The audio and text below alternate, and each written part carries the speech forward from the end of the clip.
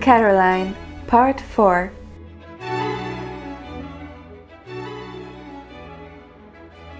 God's Work.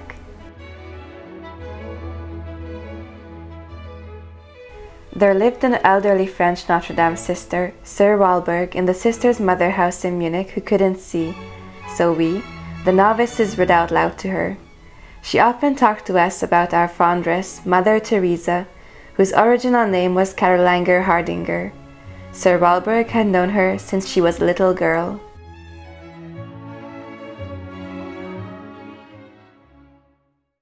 It was the 10th of August, 1847. Soeur Walburg was taken out to the balcony overlooking the schoolyard every day to take some fresh air. She loved listening to the children bustling about. We received letters from Mother Theresia quite frequently those days, as she left for America with 4 other sisters and a novice. Their final destination would be the town of Sancta Maria, where a school had been built for the arriving school sisters.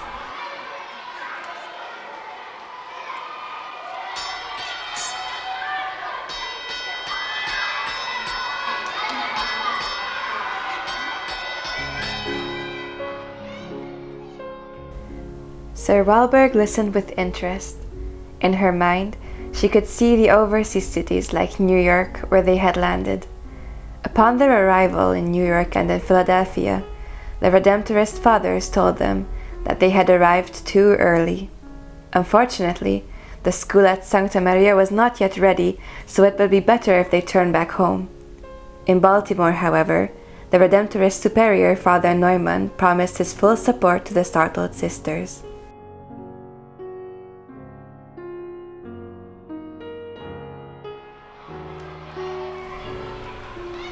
When Soeur Walburg was left alone, she immediately started praying for Mother Theresia and her missionary companions, so that the initial difficulties would be resolved and the sisters would reach Sancta Maria in Pennsylvania. She was the praying Moses of the community.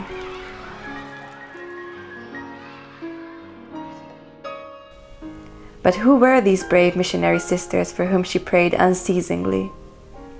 First of all, our 23-year-old novice companion, Emanuela Breitenbach and Sister Magdalene Steiner. They were talented young people whom Mother Theresia had high hopes for. Sister Serafina von Pronath was the oldest member of the missionary team. Therefore it was her whom Mother Theresia wanted to entrust to become the first superior of the new foundation.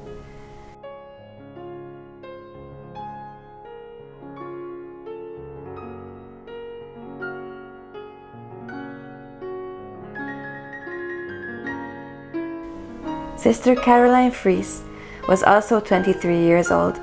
Of French origin, she was a very lively and talented sister. Mother Theresia saw great potential in her.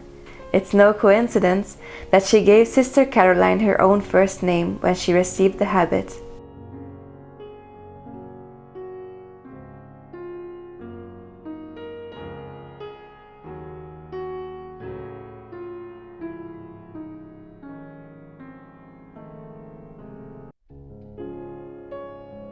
Lastly, Sister Maria Weinzierl, one of the sisters who as a little girl studied at the school of Stadtamhof under Mother Theresia, or Miss Caroline as she was called back then. Her original name was Barbara, and she was the first to enter the order. Mother Theresia designated names of the Holy Family among the first sisters to join the order. She named herself Teresa of Jesus, and Barbara Weinzierl became Sister Mary in honor of the Virgin Mary.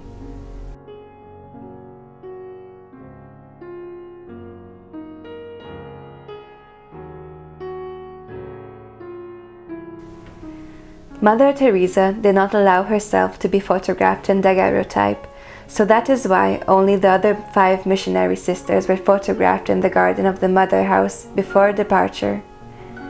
When they set off on the 18th of June in 1847, only 2 days before Mother Theresia's 50th birthday, they put on secular clothes as it seemed more suitable for the hardships anticipated on the long journey.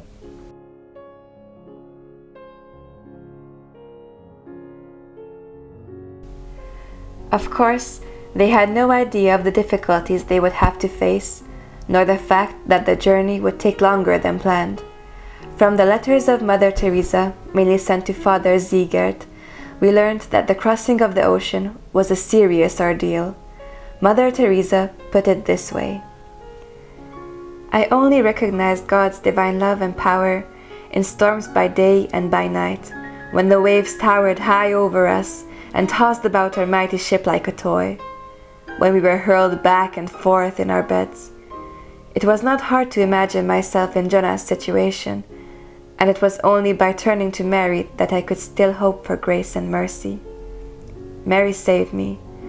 When I was lying in the highest fever, I truly recognized in Mary the star of the sea, the comforter of the sorrowful, the mother of mercy. Together with the other passengers, I witnessed a ship sinking in the distance. We could see at least 3 boats being used to rescue people from the sinking ship. That was the last thing I saw. I had to lie down because I became extremely nauseated. This condition lasted until the last day when we left the ship. I could only lie on my back. I had a terrible fever, and a burning thirst and a vehement disgust for all food and drink. With my whole heart, I thank everyone and ask that you please pray for my poor soul so that God's work will not be hindered.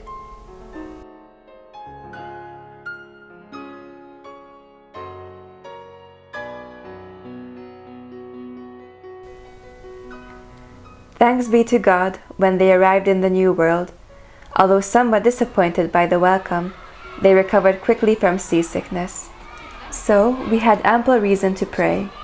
Father Siegert celebrated Mass for them every day, and the whole community of sisters prayed for them with one heart and soul at the Liturgy of the Hours as well.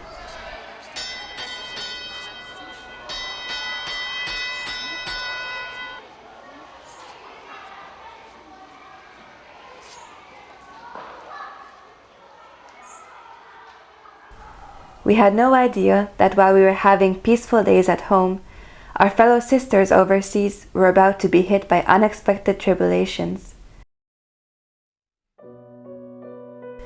They had reached Pennsylvania already when Sister Emanuela developed symptoms of dysentery. In Harrisburg, while trying to get their lodgings, she fell behind due to her weakness. Sister Magdalena stayed with her to help her.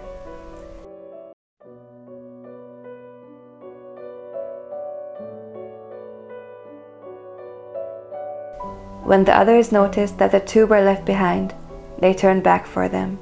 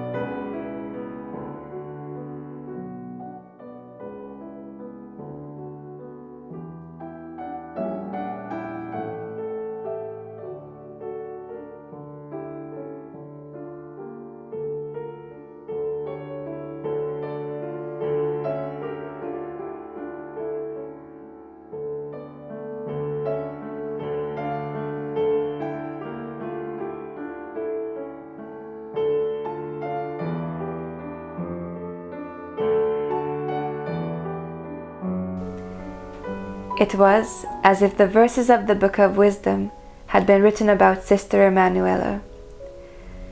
But the righteous man, though he dies early, will be at rest. For old age is not honored for length of time, nor measured by number of years, but understanding is gray hair for men, and a blameless life is ripe of old age. There was one who pleased God and was loved by him, and he was taken up. He was caught by lest evil changing his understanding, or guile deceive his soul. For his soul was pleasing to the Lord, therefore he took him quickly. The news of her death shocked us deeply. Sister Walburg consoled us by saying that time will tell Sister Emmanuel's sacrifice was not in vain. The American mission is God's work, and the Lord will surely bless it. This has always been the case in the history of the order. Even in times of troubles, the Lord has always turned difficulties to our advantage.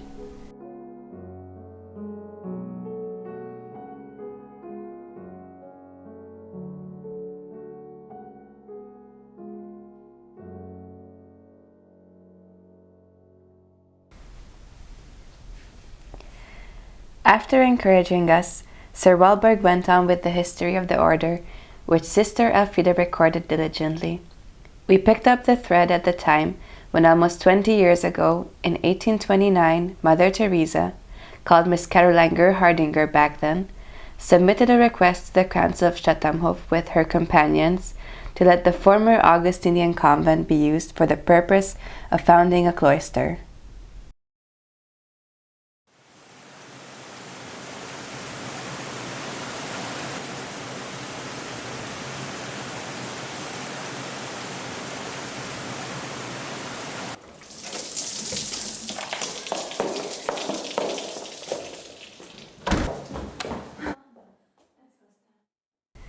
Anna Hotz returned excitedly from the town hall.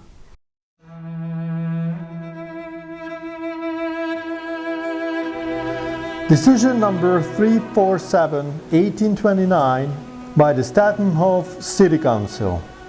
The city is not in a position to support the private decision made by the royal teachers, Karolina Gerhardinger and Anna Hotz, to live as a religious community.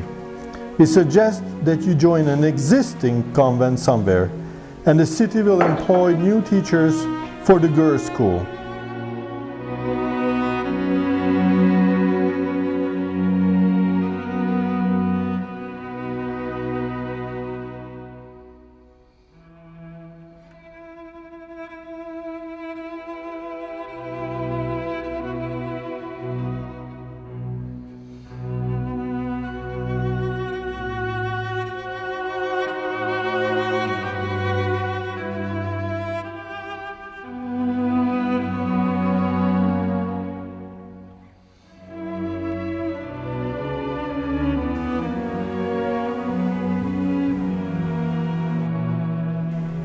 When Mr. Diepenbrock, Bishop Saylor's secretary, showed him the city council's decision of rejection, he sent a word reassuring us that he will pray along with us for the fulfillment of God's will.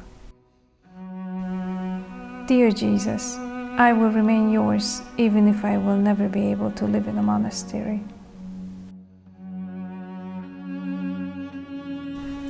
My Lord, if you do invite me to join an existing monastery, please show me the way. I was told that the Ursulines in Landshut are looking for graduate teachers. I trust in you, Lord. We are now at a standstill. I can feel my strength failing. But if this is your work, it will be done, even if I will not be able to see it. For your work can be recognized by the fact that it goes forward slowly, with pain, but then it stands and flourishes all the more gloriously. Father Whitman wanted to entrust me with the spiritual direction of the school and of the monastic community that was to be founded. What do we do now, Lord? Do Caroline and her companions really have to go to Landshut to become Ursulines, or will they end up somewhere else even further from here?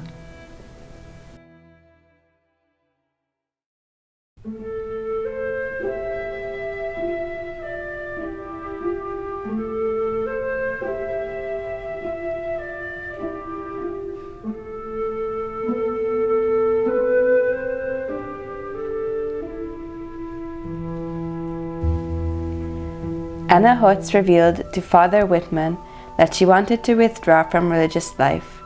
She felt that it would not be right for her to stick to her earlier resolve just to please Caroline. The understanding father asked her never to give up to seek God's will. After all, she ought to be faithful not to Caroline, but to God.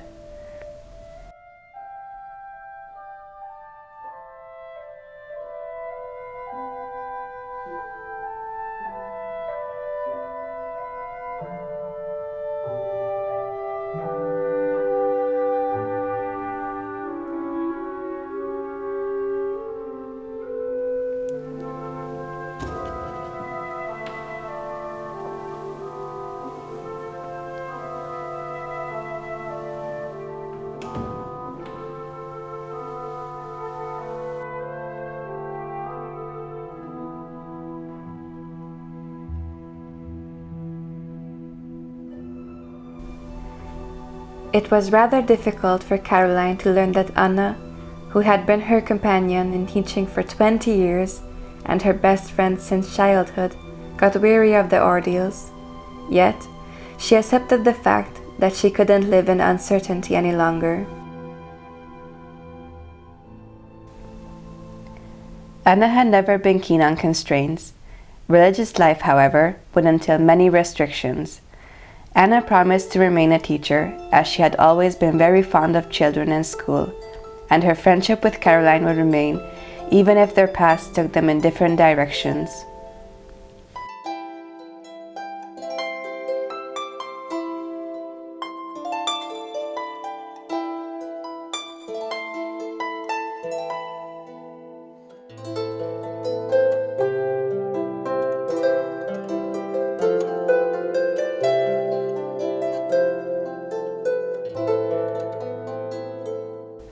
God, thank you for showing me 20 years ago that 3 little girls can carry on Notre Dame school.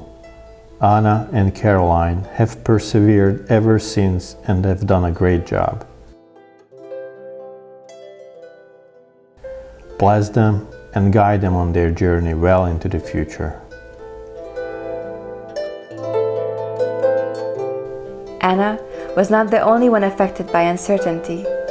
Miss Speth, who joined them about 10 years ago, also left the teaching community at that time.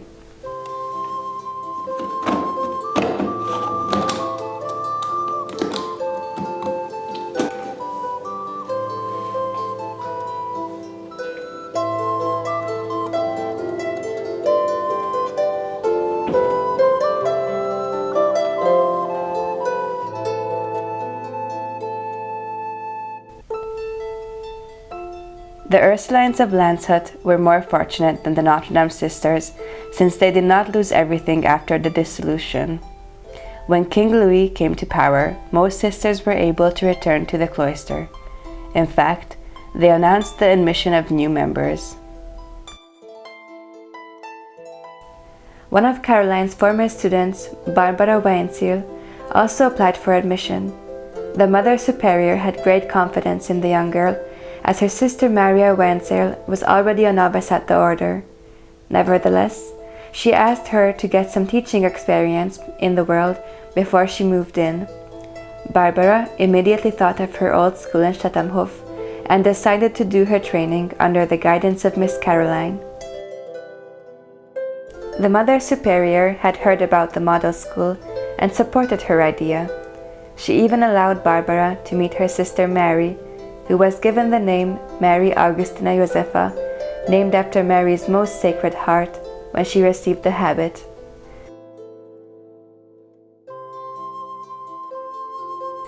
The two sisters happily started planning their future together in the convent. Barbara passed on the greetings of their parents and priest uncle. She told her sister about what happened back home in Pfaffenberg since Mary left. A few months of teaching practice in Stadtamhof, and they could finally be together again.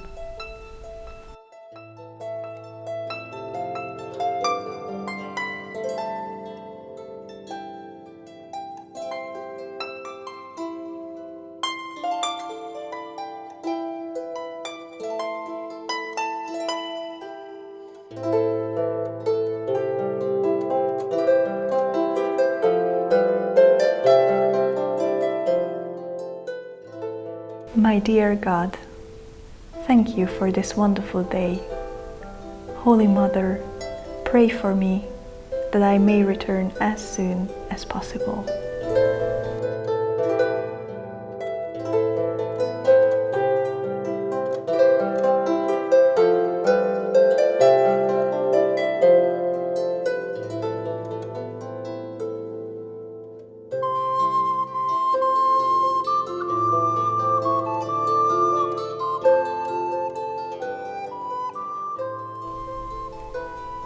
Maria Bless, the needlework teacher, welcomed Miss Barbara. When she heard that the guest had been a former boarding student, she showed her to Caroline with great joy. It was always a day of celebration when an old pupil returned, especially if she had chosen the teaching profession. The meeting brought back old fond memories, of course.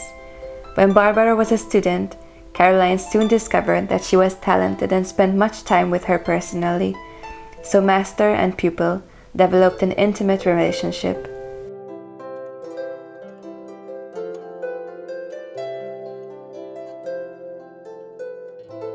Barbara brought her most cherished possession, a reward book that Caroline had given her as a little girl for working hard.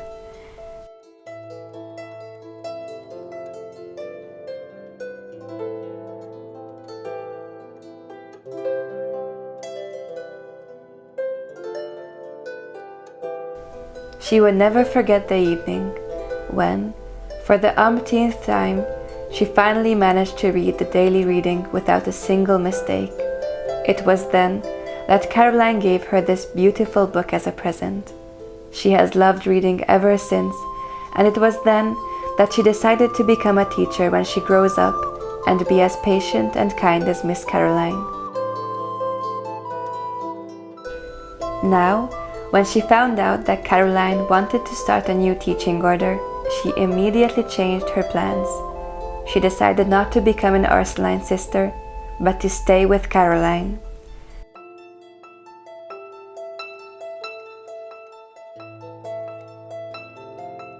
She and Miss Maria Bless worked together in the sewing school. They made vestments outside school hours and talked a lot. Barbara's cheerfulness and dedication touched Maria. She realized how important it was for her to belong to the community, to educate children, and to love God. When Caroline was ill, she prayed a lot for her, and that's when she felt the Lord's closeness for the first time. Now she believed that through Barbara's example, the Lord was calling her to join Caroline.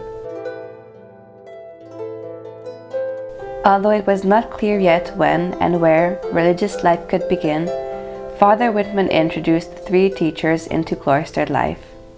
The in-depth sessions were spiced up with fun moments, lots of practical examples, and the sharing of common experiences gained in education.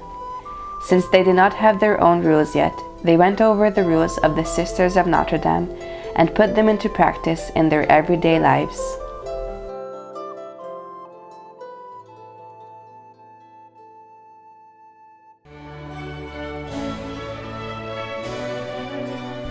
The aim of the sisters belonging to the congregation of the Sisters of Notre Dame is to educate girls without payment, and apart from teaching, to do everything in their power for the glory and the grace of God, for their own salvation and perfection, and for the physical and spiritual assistance of their neighbors.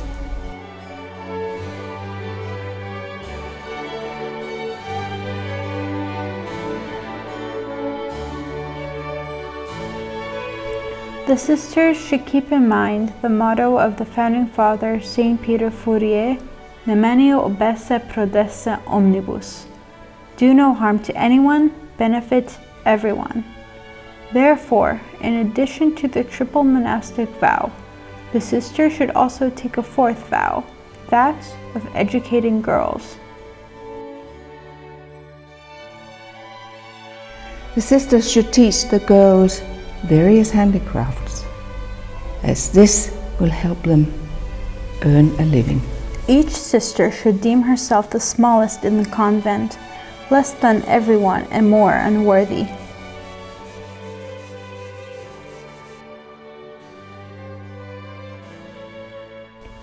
In order to perfect their contemplative life, the sisters should worship and bless God with a variety of devotions, give thanks, and offer sacrifices of praise.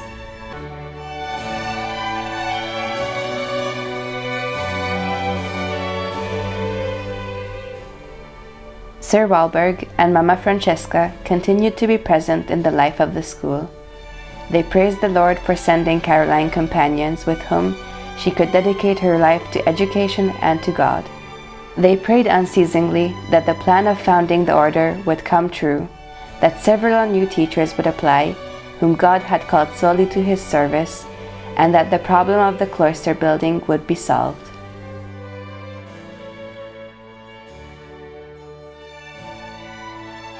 They both felt that their strengths were waning, being able to do much less than before, but the little acts of kindness, the diligence, the background work, and the prayers with which they supported the teachers were indispensable.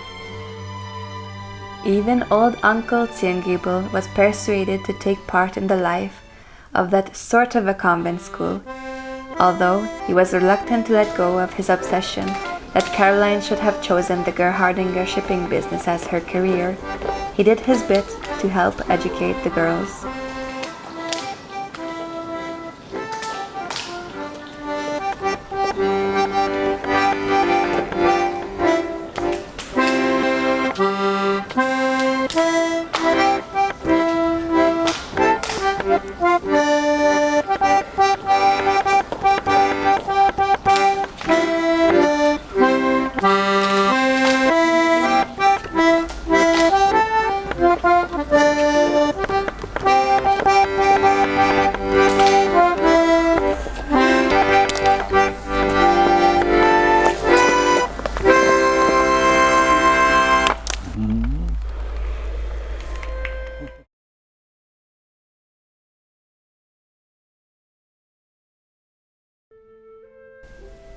One important thing remained to be done. Barbara had to let her sister know, who had taken her religious vows in the meantime, that she would not become an Ursuline nun after all. God is calling her to a new order, the one Caroline is about to found.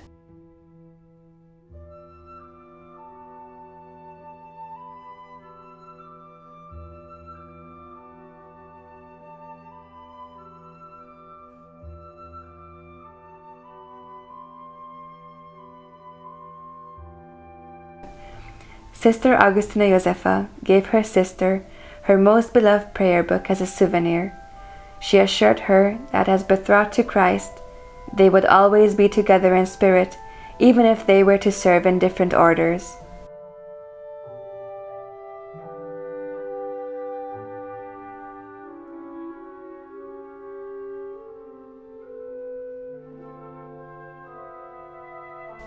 Barbara gave her the book received from Caroline in return.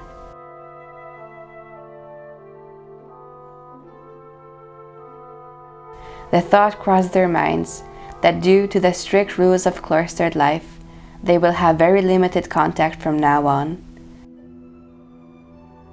But that was how it had to be.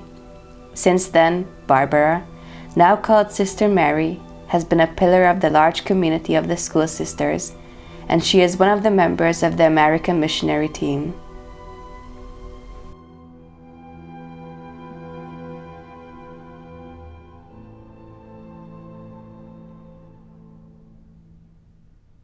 Lord, now lettest thou thy servant depart in peace, according to Meanwhile, thy word. For our dear mine eyes have benefactor, seen thy Bishop salvation, Saylor, became which seriously thou hast ill, prepared so in he the revealed to presence of Father all Whitman peoples.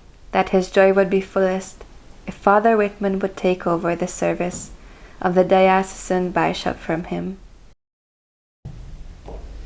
Now I shall die in peace.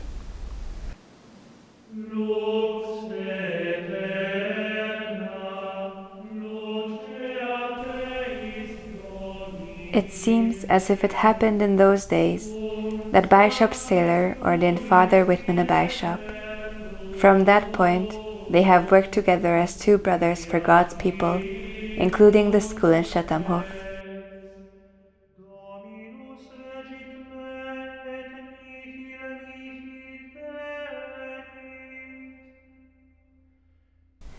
Father Whitman became weary and wanted to follow his friend to his father's house. The Lord, however, counted on him to accomplish his work despite his brokenness.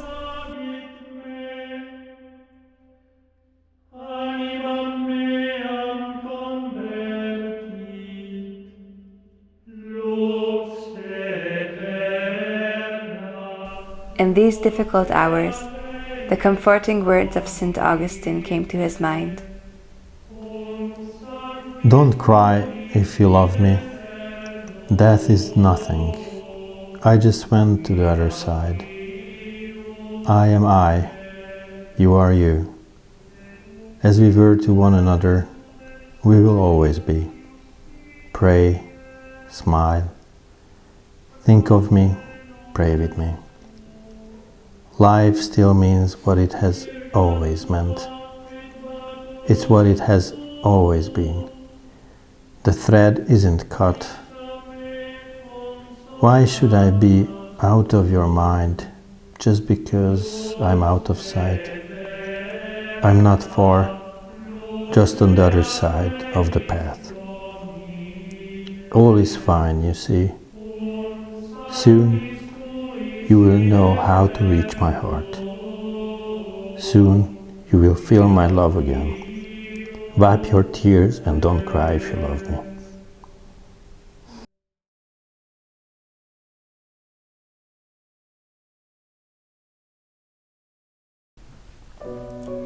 It was January 1848. The first winter arrived since Mother Theresia had been away in America. Soeur Walburg caught a cold and fell ill, so the telling of the story of the order had to be suspended.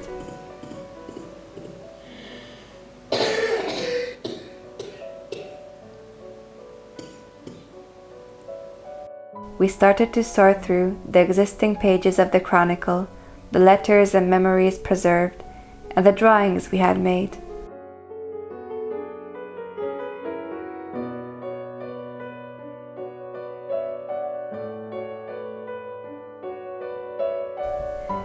We realized how blessed we are to belong here. The story of the school sisters is a story of divine providence, which we are able to witness and participate in.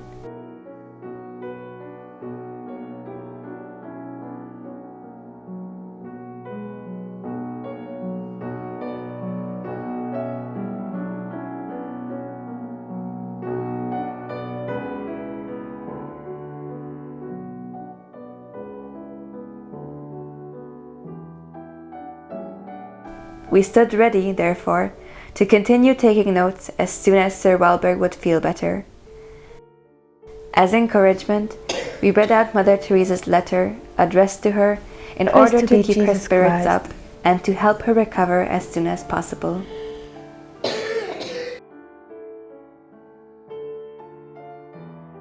Dear Soeur Walburg, wait for me, please.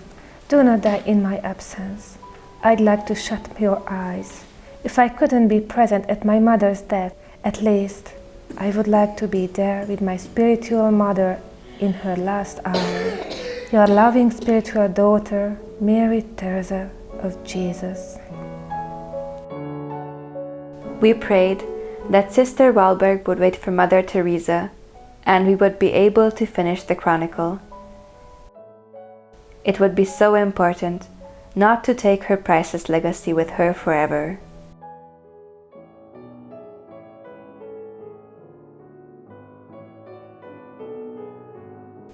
End of part 4.